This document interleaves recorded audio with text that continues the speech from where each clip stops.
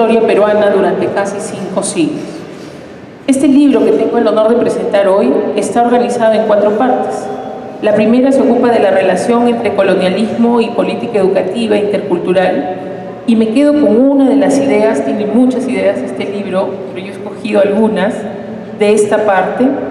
El autor dice que el colonialismo continúa configurando la política del sistema educativo, pues desde el discurso de la política intercultural se reduce la diversidad social al tomar como punto de partida la idea que sembraron en su tiempo Garcilaso de la Vega, Chocano, Basadre y Ribagüero, que establecen que el Perú se funda en el dualismo castellano-inca. Establecieron el canon para nosotros, no, nos dejaron fuera.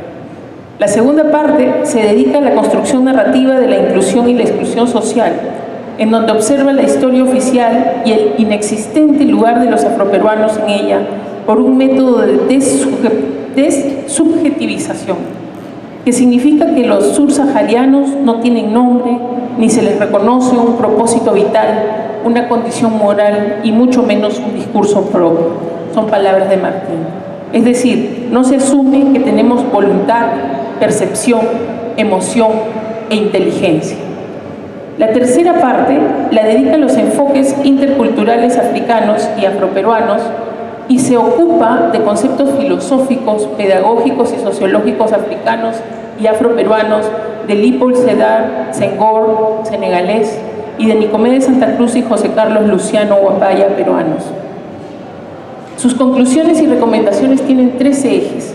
No los voy a leer todos, pero destaco la barrera ideológica que favorece situaciones contradictorias y dificultades de reconciliación.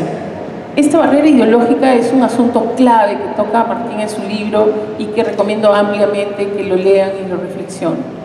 También destaca otra idea, pedagogías descolonizadoras. Desarrolla esto pensando o planteando que para el cambio de prácticas a través de un cambio epistemológico. Y otro asunto que destaco también por un interés totalmente personal es la investigación sobre prácticas educativas interculturales con métodos de investigación empírica que favorezcan el diálogo y la conciencia antirracista. Retomando la pregunta con la que comencé, entendí con este libro que es necesario insistir, incorporando un trabajo de reflexividad sobre nuestras formas de estar en el mundo y de relacionarnos con las personas. Y entendí que esto es urgente y prioritario entre los profesores, tanto escolares como universitarios. Es indispensable en los trabajadores de salud, desde los porteros hasta los médicos de los hospitales y los centros de salud. Y es importante también esta reflexión entre los funcionarios públicos. La mente, el cuerpo y los derechos de las personas están en sus manos. Me sentí afortunada al conocer los ejes del pensamiento intercultural de Leopold Sédar Senghor y Nicomedes Santa Cruz, pero al leer lo que rescata Martín de las ideas de José Carlos Luciano Huapaya, me sentí incluida. Cada uno de nosotros es una persona única y puede ser de todas las formas que quiera. Podemos y debemos vivir sin ser etiquetados. Yo recordé a partir de esto algunos momentos en mi vida de profesora universitaria y escogí 2 para contarles. Uno sobre las etiquetas. Le llamé escena 1, escenas de la vida universitaria. La primera vez que estuve frente a alguien de carne y hueso que usaba etiquetas para tener poder fue en una universidad. Yo era adulta, había viajado y estudiado y era muy distraída, además. Conocí a un profesor universitario que era unos años menor que yo y que tenía mucho interés en ser reconocido por su trabajo y por sus ideas. Yo, en mi condición es que era nueva en ese lugar, no tenía contrato, era así como me ven, pero 10 kilos menos, y traía mucha información sobre mi especialidad, pues venía de estudiar y trabajar fuera. Entonces no era una competencia para él. No era una competencia para él desde sus prejuicios étnicos, machistas y académicos. Podía hablar con confianza, por lo tanto, me podía contar sus cosas con confianza. Este profesor organizaba el mundo de la universidad con etiquetas. Tenía a cada persona etiquetada por su origen familiar, por el colegio en el que había estudiado, por los temas de interés de investigación, por los conceptos con los que se identificaba, por sus ideas políticas, círculos sociales, políticos y religiosos que frecuentaba. ¿Para qué le servía esto? Para establecer relaciones funcionales con las personas, de modo que pudiera acceder a lo que él estaba buscando: prestigio y poder. Esta estrategia lo llevaba a renunciar a su propia identidad. Se autoetiquetaba según su interlocutor y, como tenía muy buena memoria, su estrategia de aproximación era proveer a sus amigos con 1 o 2 datos que podrían ser útiles para él, fortalecimiento de sus etiquetas. Este profesor tenía clara la amplia diversidad de personas que hay en una universidad, pero además tenía claro que hay unas etiquetas que son impuestas desde la estructura de poder, que se reproducen una y otra vez en el marco del capitalismo, de la competitividad, del individualismo y de la inequidad, y las usaba en su beneficio. Escena 2. Ya con contrato en la universidad de la que les hablo, fui incorporada a varios comités. Uno de ellos tenía una tarea, que era entrevistar a estudiantes postulantes. En el comité había 2 profesores más y yo. Había uno que pertenecía además a una organización religiosa. No voy a decir cuál ni qué era, pero era parte del sistema. La primera vez que participé de este comité, el mencionado religioso, después de saludar muy amablemente al postulante, miró el expediente completo, es decir, se enteró de quién era, se enteró de todas sus etiquetas, y le preguntó: ¿a qué se dedican tus padres y en qué colegio estudiaste? La reacción del muchacho consistió en sacar pecho, decir que su padre era abogado y que su madre tenía un negocio de algo y que estudió en un importante colegio de la ciudad. La siguiente pregunta del profesor fue: ¿conoces entonces a fulanito de tal? Terminó la entrevista enviando saludos para el amigo en común. La siguiente entrevista comenzó de la misma forma. Sin embargo, este estudiante escondió las manos debajo de las piernas, levantó los hombros tenso y dijo que su padre y su madre tenían un puesto en un mercado en el centro de Lima y que él había estudiado en una gran unidad escolar y que sus padres venían de la Sierra Central. El otro profesor que estaba en el comité, incómodo ya con la situación, introdujo un pedido: cuéntanos qué has leído sobre tal autor. Y el muchacho respiró hondo, soltó las manos y contestó muy bien. Una tercera escena es escolar. Mi tía Rita era profesora del colegio fiscal del barrio de La Pascana en Pisco Pueblo. Cuando estaba en cuarto de primaria, llegué a su casa, que era la casa de mi abuelo, con toda mi familia. Veníamos como refugiados damnificados desde Chimbote después del terremoto de 1970. Mi tía iba al colegio todos los días y como era junio y yo no estaba matriculada en ningún colegio, me llevó. La Pascana era un barrio de afrodescendientes y como yo era la sobrina de la profesora Rita, daba clases con ella. Fue mi primer trabajo como profesora. Mientras ella iba a una reunión de profesores o organizaba alguna cosa, yo me quedaba cuidando a los niños de segundo de primaria mientras hacían la tarea para que no hablaran, con una regla en la mano, además. Luego salíamos todos al recreo y comíamos el refrigerio que llegaba a diario al colegio. También llegaba desayuno. Ese refrigerio lo enviaba mi abuelo, que era concejal en el municipio. Como era el único concejal afrodescendiente, le tocó la parte que tenía menos estilo, menos clase: concejal de Camal y Mercados. Los dueños de los puestos le regalaban frutas, pan, leche, queso. Él los recibía y los enviaba al colegio, porque sabía que mi tía se aseguraría de que todo llegara para los niños. Las madres de esos niños querían que sus hijos estuvieran todo el día en el colegio y le daban las quejas y pedían consejo a mi tía Rita. Una comunidad fuerte alrededor de una escuela en la que había habitute para los niños, es decir, podían estudiar. Y también para algún hambriento que llegaba por ahí, de los alrededores. ¿Por qué les cuento estos chismes universitarios y esta estampa escolar? Porque Martín nos invita con su libro a repensar las relaciones entre la democracia y la interculturalidad, con el fin de orientar a las políticas de educación intercultural hacia la construcción de una ciudadanía inclusiva y con justicia social. Les he contado 2 historias universitarias en un lugar en que no había política de educación intercultural para los profesores, y otra donde la política de educación estuvo a cargo de 2 personas, mi abuelo y mi tía. No puedo hablar del contenido de los libros de ese colegio, lamentablemente, pero seguro era contradictoria, invisibilizadora, reafirmante de que provenimos de una sociedad fundada por españoles e indígenas, dejando fuera a los árabes, judíos, chinos, japoneses, sursaharianos e indígenas no quechuas, como bien indica Martín en este libro. Se las cuento también porque Martín rescata la idea de cultura de Nicomedes Santa Cruz, a la que definió como todos los recursos a los que apelan nuestros pueblos para vivir.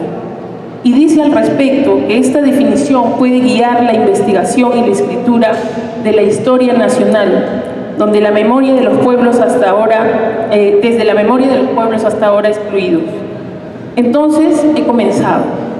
Y he comenzado por las instituciones educativas que tienen que ver con la permanente reproducción de creencias y prácticas de grupos dominantes e instituciones que, como propone Luis Martín Valdivieso, también he comenzado a darle forma a un proyecto que promoverá, se me cae todo, la reflexividad y el autoanálisis de prejuicios étnicos entre los docentes y estudiantes de facultades e institutos de educación en el país, para que, como dice el autor de este importante libro, se inicie un proceso de decolonización de las instituciones más influyentes en la formación de las nuevas generaciones, escuelas, universitarios y medios de comunicación. Serán bienvenidos los que quieren participar. Para terminar, Martín Valdivieso lo dice varias veces en su texto. Tiene el proyecto ciudadano de construir una sociedad democrática en el Perú a través de una educación intercultural descolonizadora. Vamos a apoyarlo todos. Gracias. Nuestro agradecimiento y reconocimiento a la maestrista Carla Liliana Colonna Guadalupe. Muchas gracias, maestrista. Presentamos al doctor Wilfredo Jesús Ardito Vega. Él es doctor en Derecho de la Pontificia Universidad Católica del Perú. Hizo una maestría en Derecho Internacional de los Derechos Humanos por la Universidad de Exeter del Reino Unido. Es abogado egresado de las aulas de la Pontificia Universidad Católica del Perú y actualmente es defensor universitario de la misma universidad. Dentro de sus investigaciones tenemos la discriminación étnica racial en el ámbito laboral en el año 2016, el uso del quechua y el ejercicio de la ciudadanía en Apurímac en el año 2013. Estudió sobre el movimiento contra el racismo en el año 2010. Además, es autor de las novelas El cocinero clandestino del año 2013 y El nuevo mundo de Almudena en el año 2011. Recibamos con un fuerte aplauso entonces al doctor Ardito.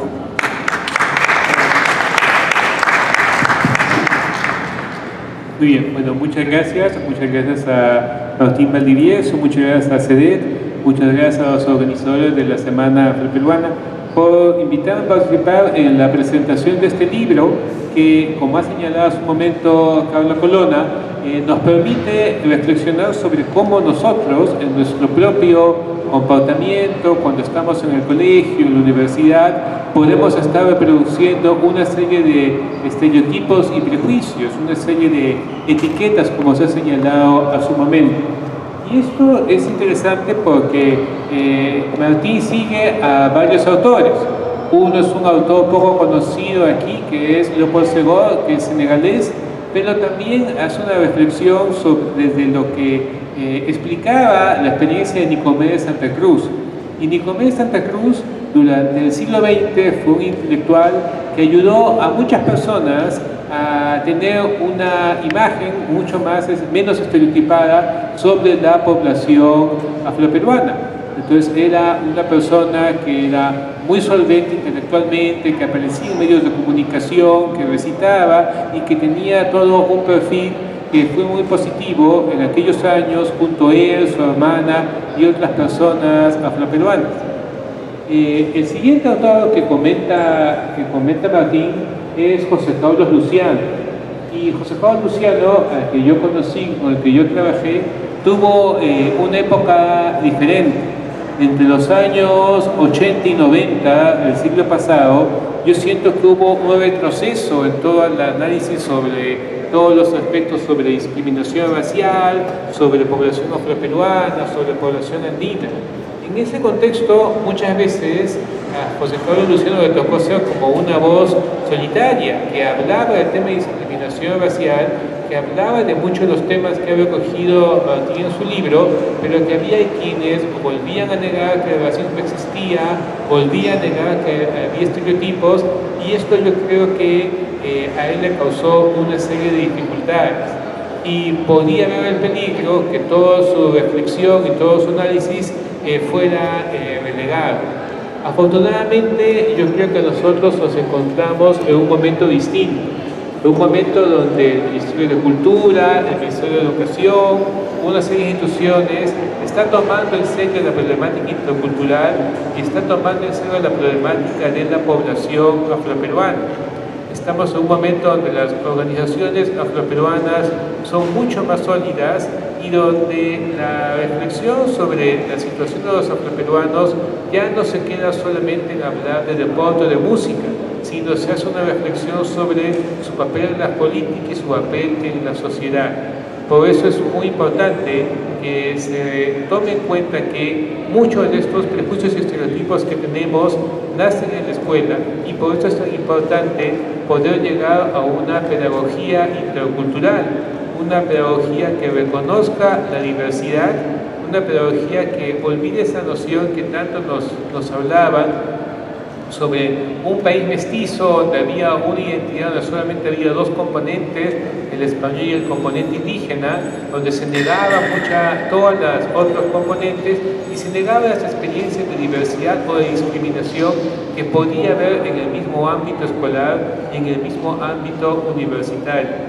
Una pedagogía intercultural, como van a ver ustedes en este libro, es fundamental para nuestra sociedad, y también una pedagogía decolonial, o sea que rompamos todas estas nociones que todavía tenemos impuestas desde una visión colonial que dice cuál es el saber hegemónico y quiénes son, entre comillas, los que saben menos. Yo quiero felicitar a Martín por este libro, invitarlos a todos a revisarlo y a seguir en esta lucha de buscar una educación que logre que se respeten los derechos de todos y de todas. Nuestro agradecimiento igualmente al doctor Ardito por su participación esta tarde en la presentación de este importante libro. Escuchemos ahora al autor del libro, al doctor Luis Martín Valdivieso Arista. Pero antes, permítanme comentarles algo respecto a su labor y a su trabajo. Es investigador de la Red Internacional de Estudios Interculturales y profesor del Departamento de Educación, ambos pertenecientes a la Pontificia Universidad Católica del Perú.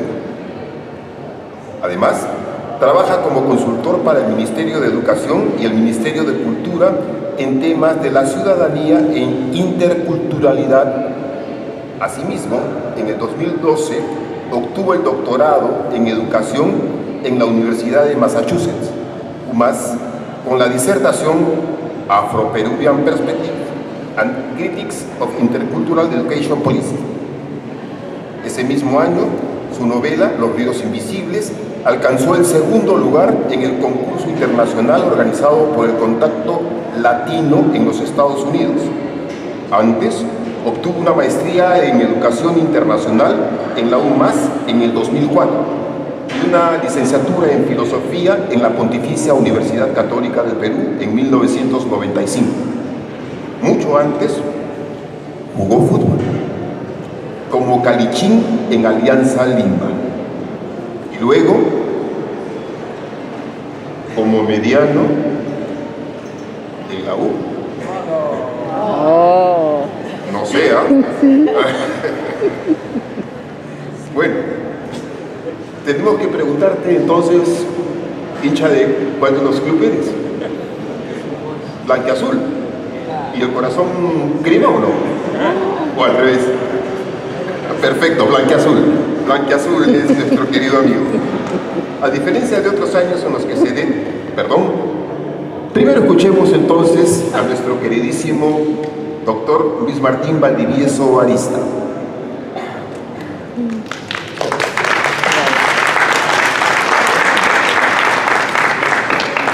Muchas gracias por la presentación. Quiero agradecer al Ministerio de Cultura, a Susana Matute, que es aquí presente, por habernos permitido venir a esta sala para presentar el libro.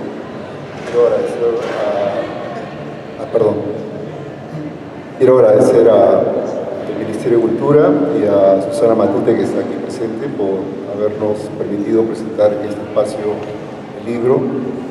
Quiero agradecer también a CEDET, especialmente a Lilia Mayorga, Osvaldo Bilbao y a Margarita Ramírez por todo este apoyo y esfuerzo para sacar adelante la edición de este libro. Quiero agradecer también a Wilfredo Ardito y Carla Colonna por haberme apoyado con la presentación de este libro, a mi familia que está aquí presente, mi hermano, mi cuñada, y a mi esposa por el apoyo cotidiano y constante para llevar adelante mis proyectos. Quiero compartir con ustedes algunas líneas de la introducción del texto. Y voy a comenzar con el título de la introducción, que es ¿de dónde salió este negro? La pregunta anterior fue formulada por un niño a su padre en el interior de la cabina de un elevador cuando mi padre ingresó a ella. Este incidente ocurrió en el edificio donde mi familia y yo habíamos estado viviendo por más de 20 años en la ciudad de Lima. Entre sentimientos de vergüenza y nerviosismo, el padre le explicó rápidamente a su hijo que el señor era también un residente en el edificio. Desconozco si más adelante el padre respondió a aquella pregunta de manera más detallada.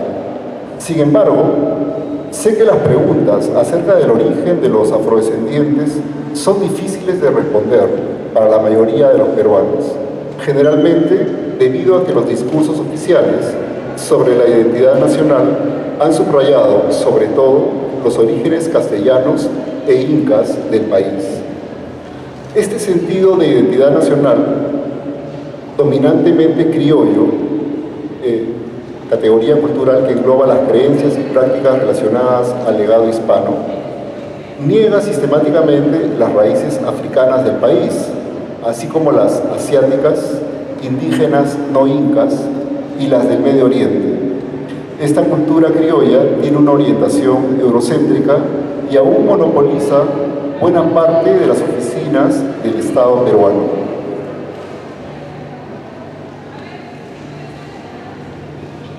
Por consiguiente, los currículos escolares diseñados por el Estado han sido moldeados por este discurso mestizo criollo durante décadas. Esta es la razón principal por la que, tras graduarme de mi escuela secundaria en Lima, no conocía casi nada sobre la participación afroperuana en la historia nacional, a pesar del legado afroperuano de mi propia familia. Había sido tan entusiasta con el aprendizaje de la historia del Perú que leí más libros que los requeridos por el plan de estudios de la escuela, pero jamás leí material donde la participación afrodescendiente en la construcción de la sociedad peruana fuera explícitamente reconocida o descrita. Los libros de historia peruanos eran habitados por personajes incas, españoles, mestizos y criollos. Los afrodescendientes aparecían allí pocas veces, descritos como negros o esclavos. Incluso aquellas palabras eran empleadas como sinónimos en la mayoría de los casos. Mi conocimiento de la historia peruana no mejoró cuando asistí a la universidad. En general, todos mis años de educación formal retrataron un país con una realidad social que era mucho menos diversa que la que veía en casa y en diferentes zonas urbanas y rurales del país. Es más, mi primera década de educación académica la dediqué a la filosofía europea. Mi crítica actual al eurocentrismo se basa principalmente en mi conocimiento del trabajo filosófico de los filósofos europeos modernos y contemporáneos. Valoro su trabajo intelectual, pero no considero que esta tradición exprese una manera superior de entender la realidad humana. Como se propone en la presente tesis, de la que viene mi libro, el diálogo entre las diferentes tradiciones culturales podría estimular formas más creativas y críticas de entender incluso cuestiones fundamentales dentro de cada tradición cultural. La historia oficial que aprendí en la escuela y en la universidad, junto con otros millones de peruanos, me formó para ignorar la presencia cotidiana en nuestra sociedad de peruanos con raíces africanas, asiáticas, indígenas no incas, árabes y judías. La invisibilidad y la marginación de estos diferentes grupos culturales en las narrativas dominantes del país aún erosionan el respeto personal e institucional por sus derechos individuales y colectivos dentro de nuestra ciudadanía. También estoy familiarizado en cómo se siente esta falta de reconocimiento social e institucional en el Perú a partir de mis propias experiencias personales. Como individuo multiétnico, he sido insultado debido a mis fenotipos africanos y a veces incluso he sido incriminado de haber robado un auto por la policía. Se trataba del auto de mi padre, que él mismo me prestaba.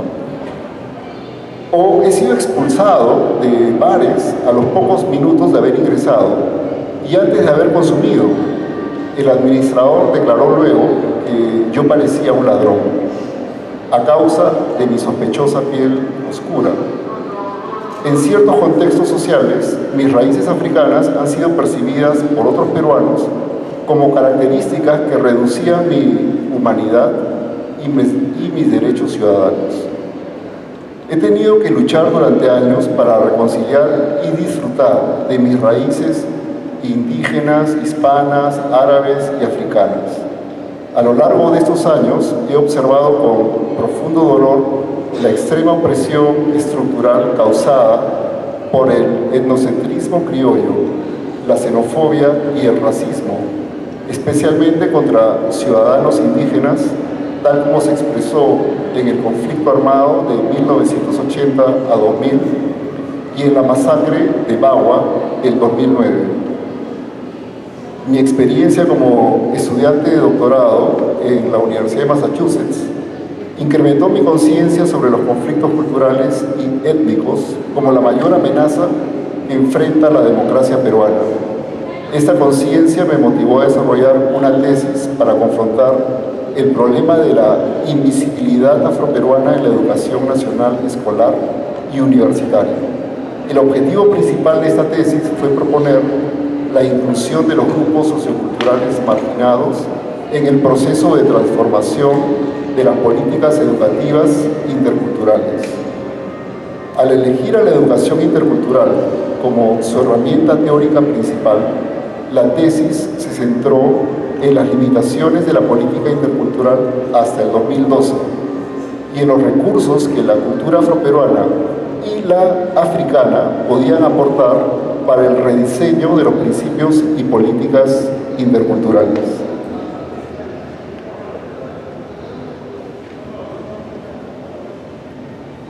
Viniendo de una posición crítica con respecto a los paradigmas eurocéntricos que gobiernan la cultura del Estado peruano, intento explorar los principios interculturales en las tradiciones intelectuales africanas y afroperuanas, así como en la sociedad civil afroperuana, para proponer un proceso de formulación de políticas basado en un diálogo en el que afroperuanos y otros grupos culturales excluidos participen.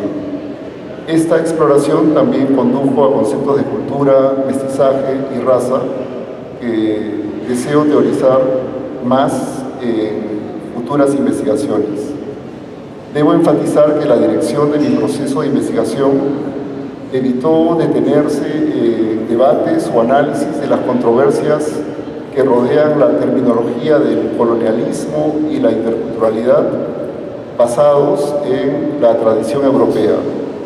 Sé que la legitimación de los discursos en el mundo académico usualmente requiere de un conocimiento riguroso de la tradición teórica europea, pero mi trabajo no debe buscar dicha legitimación. Una crítica del eurocentrismo que busca su legitimación en las tradiciones europeas cae en una contradicción autodestructiva, porque está afirmando implícitamente lo que niega, la superioridad de la cosmovisión europea.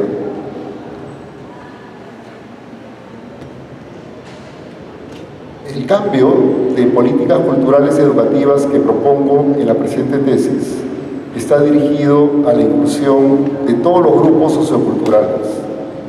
Y termino con esto. Mi sueño es contribuir a la construcción de un sistema educativo que fomente el interés, la comprensión y el respeto por la diversidad social del Perú y del mundo, con la información adecuada sobre la gama completa de personas y pueblos que han contribuido a la historia peruana, comunicada a lo largo de los años escolares. Los futuros niños, adolescentes y jóvenes peruanos ya no preguntarán ¿de dónde salió este negro? Ellos sabrán la respuesta.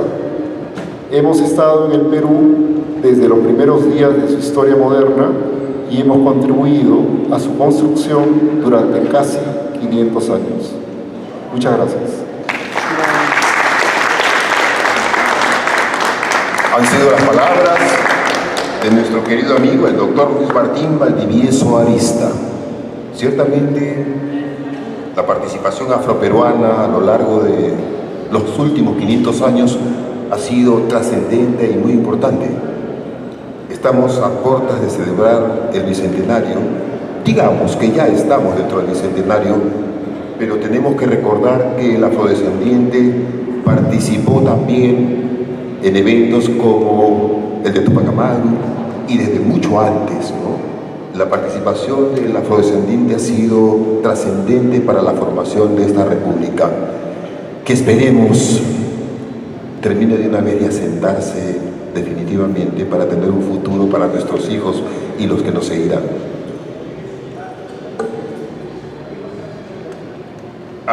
Bueno, permítanme hacerles un alcance, queridos amigos.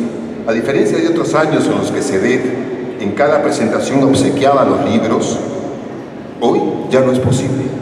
Si alguna persona quiere adquirirlo, el precio de hoy es de 25 nuevos soles, ya que su precio en el mercado será de 30 soles. Así que pueden solicitarlo y llevar el libro por tan solo 25 soles. A continuación, invitamos al señor Osvaldo Bilbao Lobatón, director ejecutivo del Centro de Desarrollo Étnico CEDET, para que nos brinde unas palabras